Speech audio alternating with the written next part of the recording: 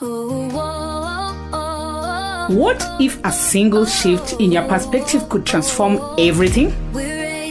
Welcome to Perspective Flux, a podcast dedicated to evolving viewpoints, lifelong learning, and personal greatness.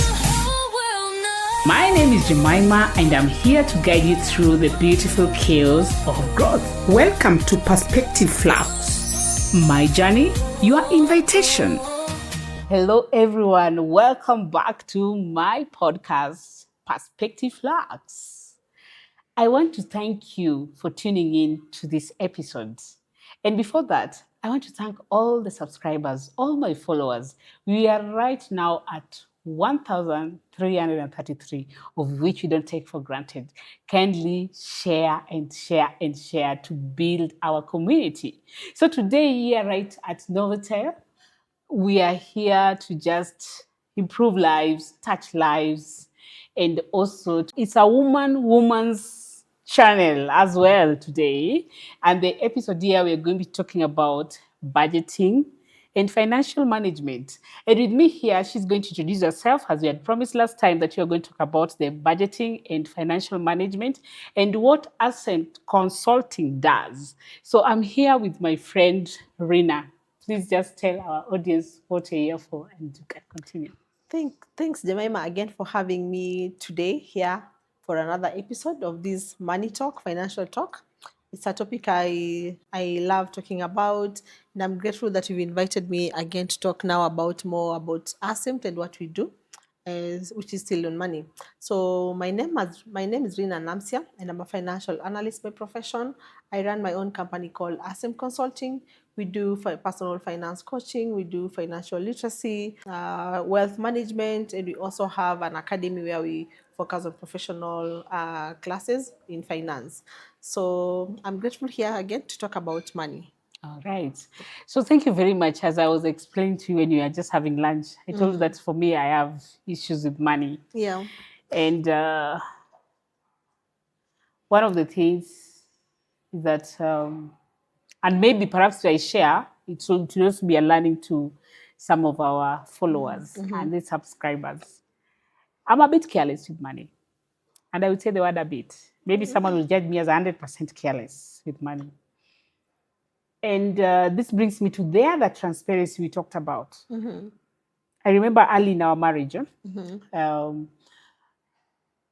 I've been to this health, weight loss, fitness, and I think finally I got what works for me. But just a few months after our honeymoon, I felt like I needed to crush the kilos that I gained over the time, for just after a few months of getting married. And also I'd not yet known the best way on how to do it. So this Saturday morning, I'm in the office. We used to work Monday to Friday, but I used to do some extra works on Saturday so that I can ease in my Monday the following week. So I was in the office, and then a pop-up came in. Lose weight within 14 days. Lose weight within these 14 days and you'll be slim. And then they draw that slim lady. I think then if there was this other thing that people are doing, maybe I would have done it, but I also fear it. I don't think it works, those things anyway. Whatever people do about, what are they called by the way? Ozempic. Number one, there's another one also, where they cut your... Or the balloon, the insert balloon things or something. Okay. To put in the razor. So I don't think I can do those things. But anyway, but maybe it was as worse as the Ozempic. I don't know. But it was not, I don't know. So anyway, so I go there, that pop-up, then I click on it. You know, when you click on it, you're already sold out. Then you're told, hey, just one tablet. Within 14 days, you shall have lost like 10 kgs. Yes, exactly. My friend. And you see, that time we used to be paid so on time. Yeah. When I was working for Coca-Cola, let me just say that. You know, they pay on time. By 24th, your money is there. And I remember that Saturday was 25th. So money was in my account. And I had my ATM intact with me there, you know, the wallet was there. So then I go to this pop-up, and then I sign in, I register. You know, in my mind, I'm thinking I'm still bargaining. You know, like in the market, you still want to bargain. Will I buy this cup? How much is it? And all. So by the time we are still entering those details, Kumbe the money is also going. By the time I was finishing, I The one get a is gone. message from my phone. How much gone? 25,000. What were you buying again? I was buying sleeping pills for losing weight for in 14 days. Oh my God. Anyway, you guys, I think I need to be more careful because that was not the first time. And this thing stressed me. It stressed me so much. And you see now, then you see that month I was also a bit broke. So I had, and then I was keeping that secret to my husband. I was keeping the secret, but I felt like there's something that I'm not doing right. And then after the 25,000 has gone, Went again. then you are getting the notification. The what is it called? It was called that the shipment will be completed in the next 3 weeks. So 25,000 has gone. Shipment is within 3 weeks. That's when you start experiencing the weight loss. You are already broke. And then now you start wondering, is it a genuine? Is it a genuine website? Is it a what? Is it a... More stress. Then it came. Those pills came. When they came, do you know that was in 2014?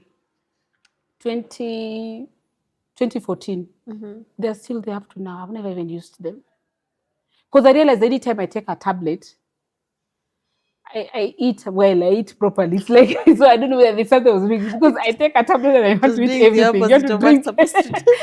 So maybe I was, because there was nothing to be done again. You're just taking pills. So maybe I was supposed to take pills after eating or whatever. But me, I was, then now when I eat it, I eat properly. When I take them, I eat properly. I said, these things. But you see, now I had to also confess to my husband the reason why I'm broke It's is because of because this. of this and this. So please just excuse me when I ask for money, understand. But you see, it was eating me because I'm like, okay, What did there's you something just I need to do? say. Yeah. So anyway, I'm very, and that's what the first, if I can tell you everything I've done with money, my friend. You're a spender. Yes, and And I you're, think, you're opposite of your husband. yes. Now, a big question I want you to help us. What do you do when you find your comfort in spending as a financial advisor? If your comfort only comes in when you're spending money well, Because it's tied to your personality. Yes. So as a spender, we advise them to start being intentional on the things that make you happy, real happy, happiness long term, not instant happiness, Eh, and dig the information before you purchase, like that kind of a purchase. You didn't even read through everything to know when it's gonna be the delivery, if it really works. You're saying you take the pill and then you eat. Probably didn't even read to understand how it works. So before you spend that money on that particular thing that you want to spend in, if it's a holiday that makes you happy at Diani, um check the places you're going to. Are they going to be what the value of the money you're going to spend? You're not saying don't spend that money. Just check the value of what you're going to spend, if it's aligning to your happiness. And then as spenders, start being intentional on the things that you need to spend on. I mean, you can do that, some that things or mistakes you can do when you're younger, but as you grow older, you need to start being intentional. So yes, you're a spender. You love dressing nicely. You love expensive clothes. You love expensive shoes. Now, how many shoes in your wardrobe and how many clothes have you bought this year and how many have you worn so far? do you So want that's a to question ask? that you need to ask yourself and start I being intentional. You see, when you start being intentional, it means you are evaluating the value of your money versus the things you buy. So you find that when you go to your wardrobe, you have so many pairs of shoes. Personally, I also had a problem with buying shoes, but at some point I used to ask myself, I have actually like 6 inches, several in my wardrobe that I cannot wear. I had to accept that I will never wear these shoes, and I'm gonna keep them as a trophy in my shoe rack, so they just look nice. But I need to stop buying those shoes because I will never buy them. Now, can I start spending money on shoes that are practical, shoe that I'm gonna be wearing? And in my head, I'm always telling myself, so when I say I'm gonna be wearing, to wear and when can that happen? So I make sure I'm buying shoes that I know if I'm going to work to see my clients, or I'm going to dinner, or I'm going out, or I'm going for a holiday, the shoe that are expensive that I'm gonna wear. Not shoe that when I picture and I start analyzing if I'm gonna wearing them, I can't see where I'm going to wear them. It's the same thing you can apply to everything else. So you want to buy, like, now what other things do you spend on? Clothes. Clothes, yeah, Yeah. it's a woman's thing. So Yeah. now, I believe most of us women, we get to a certain age where you don't wear certain clothes. There are certain short clothes we can wear, but then it's to a certain occasions. Very So specific yes, very pieces. specific, maybe dinner or girls dinner, girls get together. If you do not have that, then maybe you can forgo that later on, and once you start having such things, you can spend money on that. But at this moment where you are in, the kind of lifestyle you are living, which kind of things do you do? Do you sell mitumba where you're always at Gikomba? You're always running to Gikomba and you're always buying dinner dresses, short ones. They're not practical for you to be going to Gikomba. You can have one or two because something can come out, but your entire wardrobe is full of the total opposite life you're living. Yes, it makes you happy, it makes you feel nice looking at them, but is it practical? Is it value for the money? Is it serving you in that space you're in at that particular moment? So that is how you can ask yourself, and then start spending and channeling money towards the things that are practical at that moment in your life, things that are working for you at that moment. So you put money in that, and when you look at it, you don't regret. You see the value in the money because it's working for I know you. some of the things you also spend money on is the perfumes, because then you want these designer perfumes, and you see you can have them as even 100, but why? Why 100? Anyway, maybe because it brings joy. That's Yeah. number one. Another thing that I normally feel like I'm a bit careless with, because most of the people that I shop with sometimes they want to check on the prices of everything. For me, I don't check on prices. When I get to the supermarket, I want to pick everything that I want, that my heart desires, simply because it is the training and also the upbringing that you had mentioned. Because you know what, there's a school, it's called the Dream Builders School, Insights, and that insight, you are being told to focus on your longing, what you'd love to have. And as long as you focus on it and you believe that you can have it, you'll always have it. Yeah. So we used to have a lecturer there who said that, you know what, you get to the supermarket, your heart feels like having this. Go pick them, pick them. Remember, by the time you are reaching at the counter, you'll be able to pay all of them. Yeah. And that's that law has ever worked for me. And Yes. then at some point, I'm like, I've picked everything that I need. And before I realize, it's only this much. Yeah. It's not You a feel like lot. going back to So work. for me, I'm feeling like when you're going around checking on the prices, mpaka na calculator, we unatik hii 100, mpaka ufike huko, unaona, me I go with the trolley and So, I believe by the time I reach at the counter, I'll pick everything that I'll pay for them. And that's provision. We call it the law of provision, the law yeah. of attraction and all that, because what you envision to have, We're manifesting. Yeah. yes, you're manifesting, and then by the time you reach at the counter, you're able to see. So maybe that's also, I don't know, it's something maybe you want to talk about, because I know upbringing also plays a role. Yeah, upbringing plays a role in how people relate with money when they grow up a lot, because when you're brought up in an environment of scarcity, you will grow up either overspending to compensate that, or you will grow up over underspending or not even providing for yourself. Like, you hold back a lot because you fear going back to that kind of environment you are in.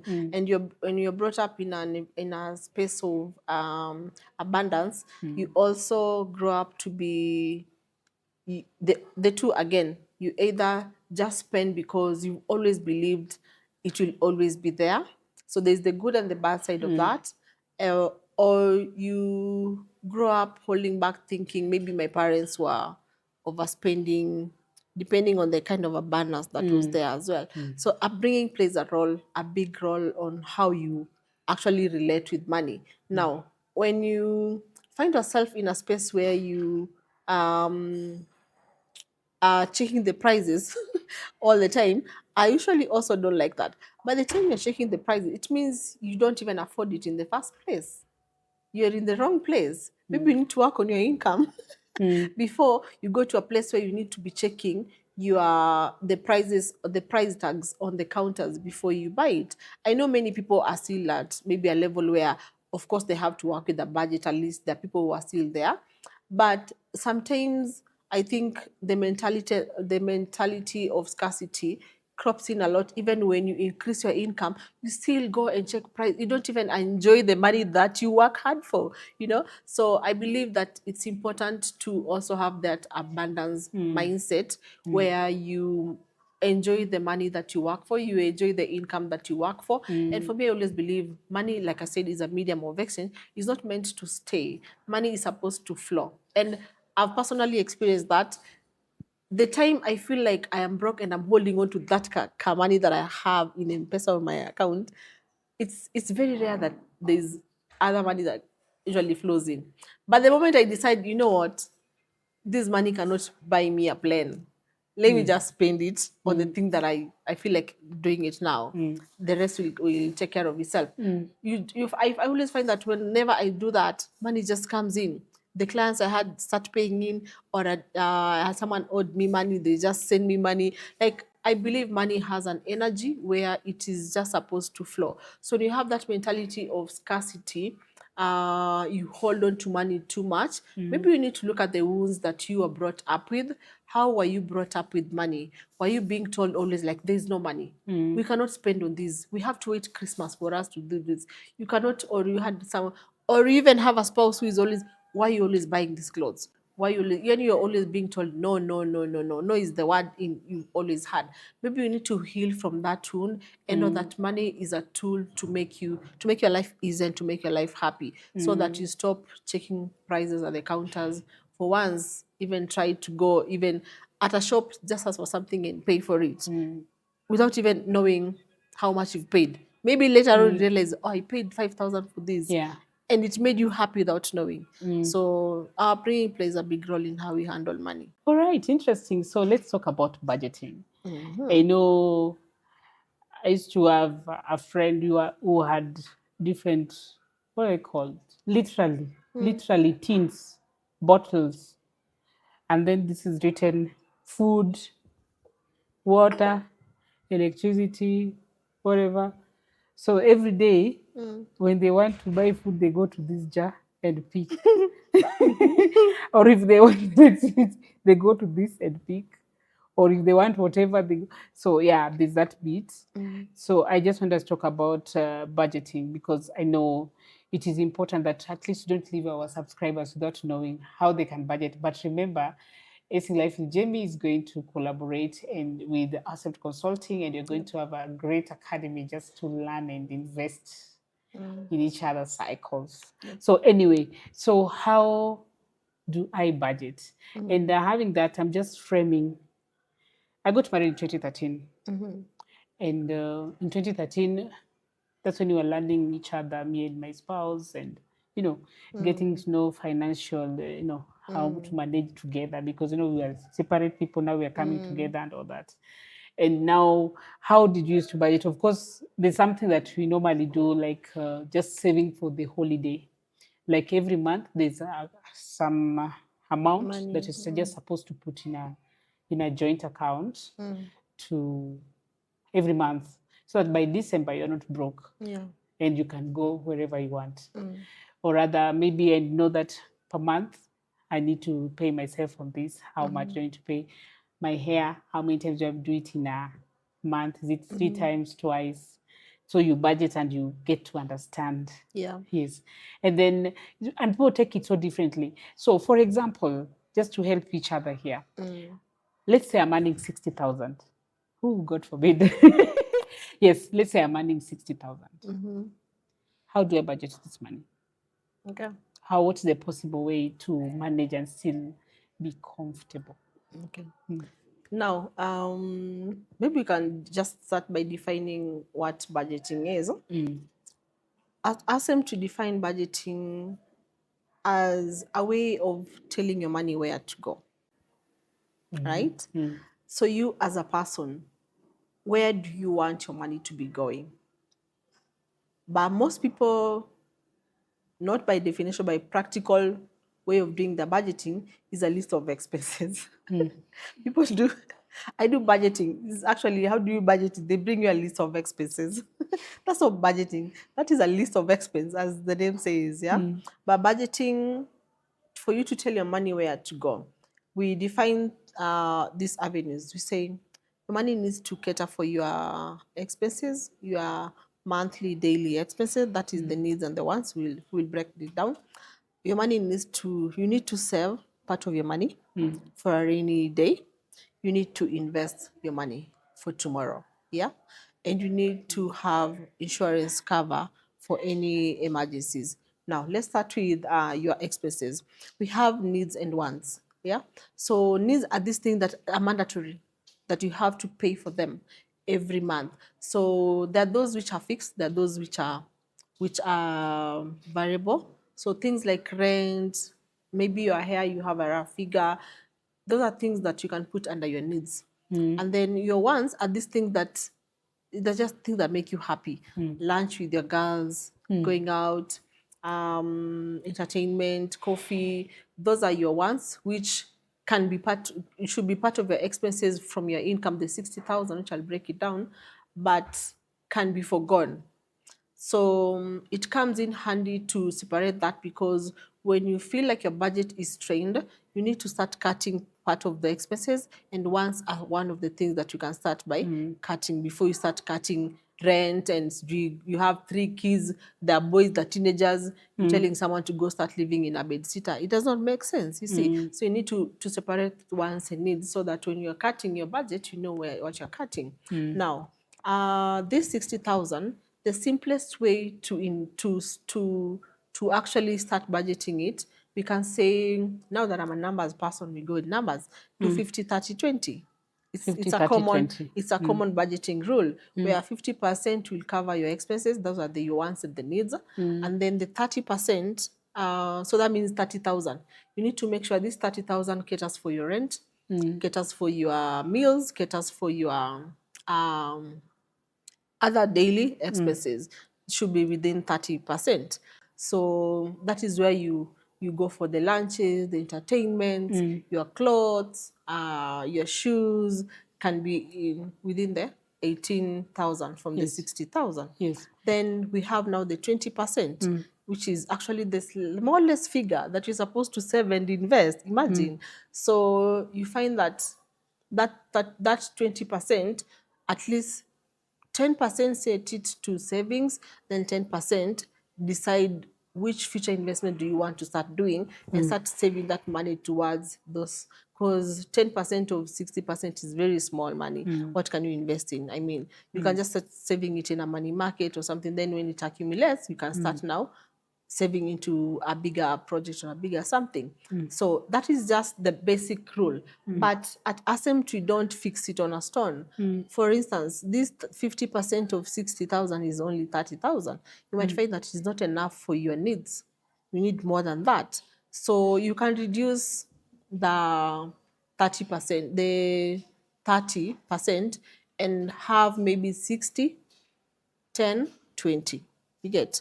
Or 60, 30, 40, whichever fits now into your lifestyle. But just make sure the needs have the bigger chunk, because that is how you run your daily life. In a business, you say that is working capital. Your working capital is usually running the house, running the household, running your own personal life. So depending on how your lifestyle is, you can set aside the 50-30 rule, 50-30-20 rule, but then adjust it according to how your expenses life is. For instance, you could be having kids who are now in school and their school fees is going up. The higher grade you got, the higher the school fees. And apart from school fees, you have these other needs in school, which actually needs to be catered for. So you might find that your needs are actually higher, and you need to adjust to make an adjustment. So that is just the basic rule of starting to budget. Then you had talked about your friend who does the caps. Yes. In finance, we say the envelope method of budgeting, but now this one was using caps. That's just envelope, where someone sets the 50-30-20. Now has broken each expense. Rent has its own envelope or cap. Hair, everyone wants to do for a salon, kinyozi, we have this cap. This is where this money comes from. So you find that each expense has an envelope or a cap, and that money is drawn from there. It's like an account, but for a specific expense alone. And when that money is drawn out, when it's completely out, we don't spend that thing again until when we fill it up the next month. So that is how those kind of people operate, and it works for them. For some people, they use electronic account, an ATM account, a bank account, or a money market to expense their money. But that one just chose to use physical money to do budgeting. Okay. Yep. Interesting. Have you had just a simple one? 50-30-20 rule. Yep. That can, for a starting point. Yeah. Yes. So perhaps maybe you can go a bit into what asset consulting are measuring on, and how you can help my 1,333 and those who are yet to join and learn something. Okay, Yes. thank you so much.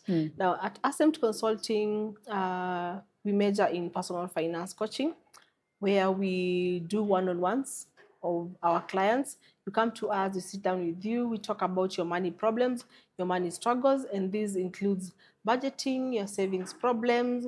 We have budgeting tools which we use with our clients to help them through their budgeting methods and allocating of their money.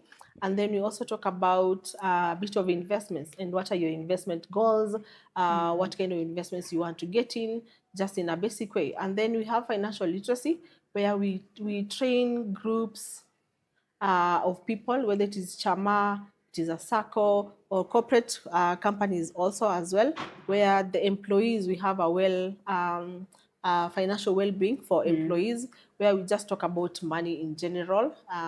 Then we have investment planning and wealth management services. That one, we focus on the professionals, the high net worth, and the executives who have the money but have no idea or do not understand which products can they invest in and which products can they put their money into so that it can serve their long-term goals. There are also those who have already investments, but they just want to align them for their long-term goals. It could be retirement planning. They want their future to be aligned to their finances. Their money is all over the place. You're running a business as well. You don't know how your cash flows is. All that falls into investment planning and wealth management. And then we also have an academy as well, where we focus on accounting professionals and finance professionals. Our one of our course is financial modeling. So you just come to upscale your skills in finances. We believe that accountants nowadays need to have more skills than just balancing books and sheets. So if you're an individual, if you're a family, if you're a group, you want to know more about investments, you want to know more about how do you go about budgeting and the challenges you face as a group when it comes to money, we are here to help you. And you can find us on all our social medias, ACEMT Consulting, that is ACEMT Consulting, both on Facebook, on Instagram, on LinkedIn, and even on Twitter as well. Yes, as you can see, we are changing lives. And even for those who have chamas, you can always invite us, Asset Consulting, to come and help you navigate through your investments so that then you can move to the next level. And as it is, I mean, economically, we are not doing fine, right? We are financially constrained at the moment. And the best gifts to give to ourselves is just how to manage what we have today and how to grow within the cycle and how to grow within our means of what we have, and cutting our coats according to our sizes is very key. So anyway, we want to thank you so much for this, and thank you for tuning in. If you find this resonating with you in life, kindly hit the subscribe button. And do not forget to hit the notification bell so that anytime we upload any video, you'll be one of the people to benefit from it. Otherwise, we want to thank you so much. And we take also this opportunity to thank the Nortel for having us here today, and also for showing us love and just caring for us for this time all. Thank you very much. God bless you. Remember, you are the creator of your own results by what you do, what you say, where you go, and everything that you do in your life. Yeah. Abo. Thank you. Remember, growth doesn't happen in comfort.